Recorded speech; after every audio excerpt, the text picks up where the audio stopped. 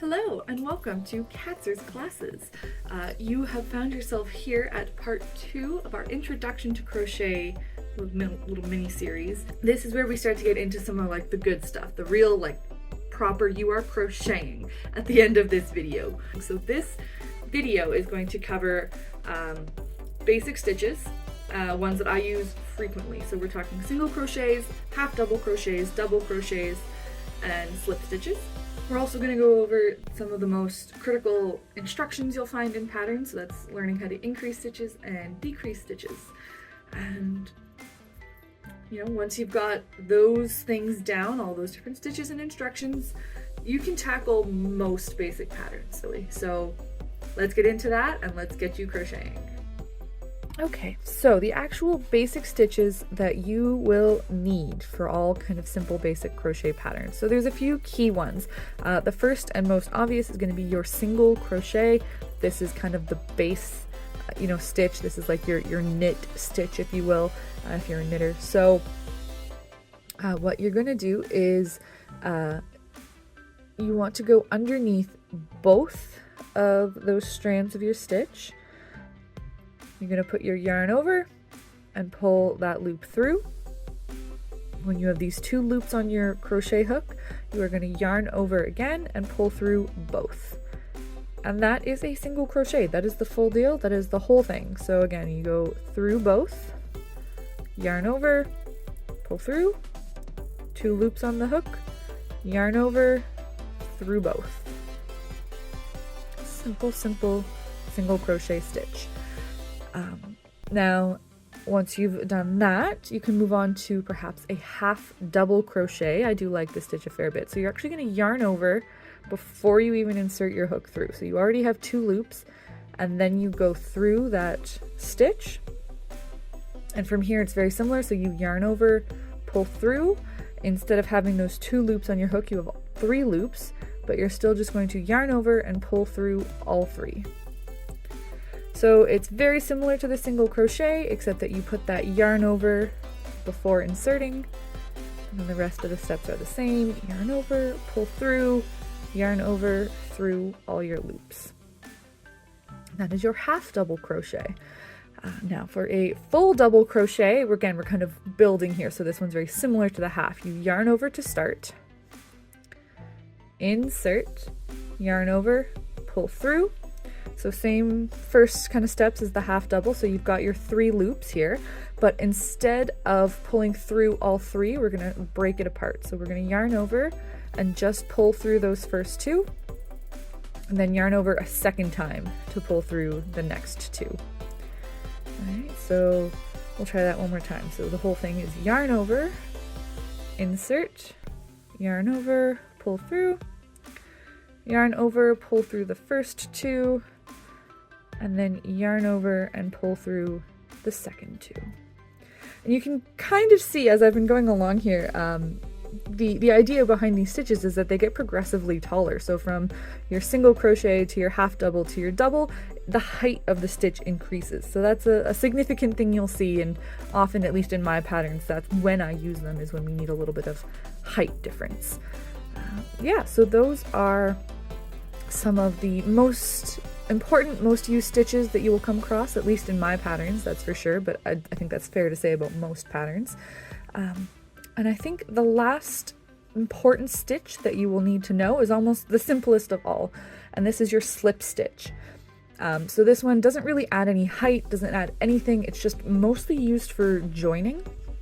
So what you're going to do is put your yarn through, your hook through, yarn over, and in just one movement you're going to pull through and through. So there's no second yarn over phase, it's just go underneath and pull all the way through, and that is your slip stitch.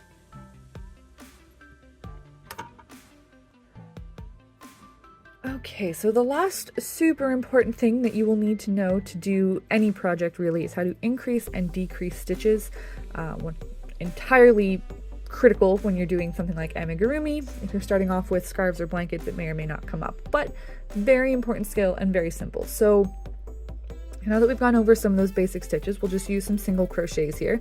And it is truly just a matter of increasing, means you are doing 2 single crochets in the same stitch.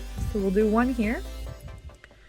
And instead of going to, we just did it in this one. So instead of going and doing our next single crochet in the next stitch over, we're just going to go into that same stitch again and do another one. And that is an increase. So again, if you go into, this is your next stitch, you do one, and then into where that same stitch just went, you do another one, and that is an increase. That's it. That's the whole thing. Decrease is same idea, sort of, instead of putting 2 in 1, you're going to do 1 across 2. So in this case, there's a couple ways to do it.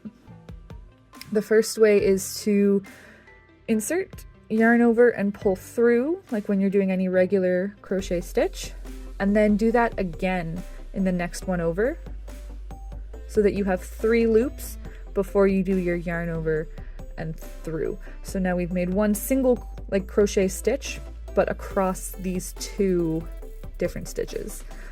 So again, you just insert on your first one, yarn over, insert in the second stitch, yarn over, and then yarn over and pull through all 3. The other method is sometimes called an invisible decrease. So in this case, you're not going to yarn over quite so much. It's kind of a play on the slip stitch. So you insert into the front loop only of the first one, and then insert in the front loop only of the second one, and then we yarn over and we slip stitch through. This does, I guess, it's a bit more invisible. Personally, I find that you can still see them a lot of the time.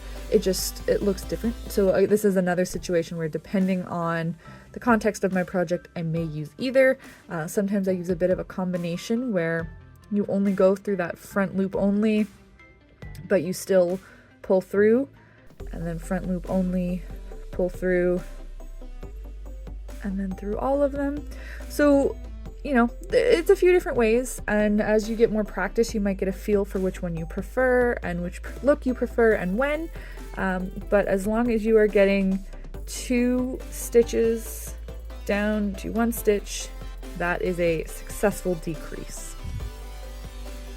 Okay, you've made it to the end of the video, and if you have been following along with every step and you've been doing it right there with me, then you can crochet now. You have crocheted, and that is incredible. You are incredible. So the next step really is just to pick a first project and go for it. There will be one more part coming out for this little mini series talking about the basics of reading patterns, or at least how I write and notate my patterns. So again, that'll give you the basis to, at the very least, follow along anything that I publish. I will also shortly be working on releasing another video for a whooper pattern, a simple little whooper. If you've been following me for any time, or if you followed me during Whooper Community Day, you saw the little guys I was handing out. So there's going to be a video tutorial pattern coming out for that soon. It's a good little, again, it's quick, simple. It uses only the stitches that we learned in this video here today. So if you are interested in seeing that and other future patterns, please consider subscribing to the channel. You'll get more tutorials like this as well, going over other stitches that I might use or techniques in other patterns. But also there's just so many amazing crocheters out there also releasing their own patterns and videos. So maybe consider checking out some other people too.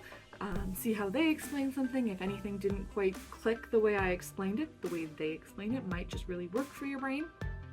It's always good to get multiple teachers and just get that well-rounded foundation in any new skills. I certainly recommend that. And thank you again for choosing to come to me to start your crochet journey. If this video worked for you and you actually got yourself crocheting today, consider leaving a like, as I said, subscribing to the channel. You can find me on other social media to see what projects I'm working on, and sometimes we do polls for what kind of patterns you want to see next and things like that. And honestly, I'm just so excited that there are more crocheters learning in the world now, and I can't wait to see what you all do. So I will be back soon with more awesome stuff, and I will see you all then.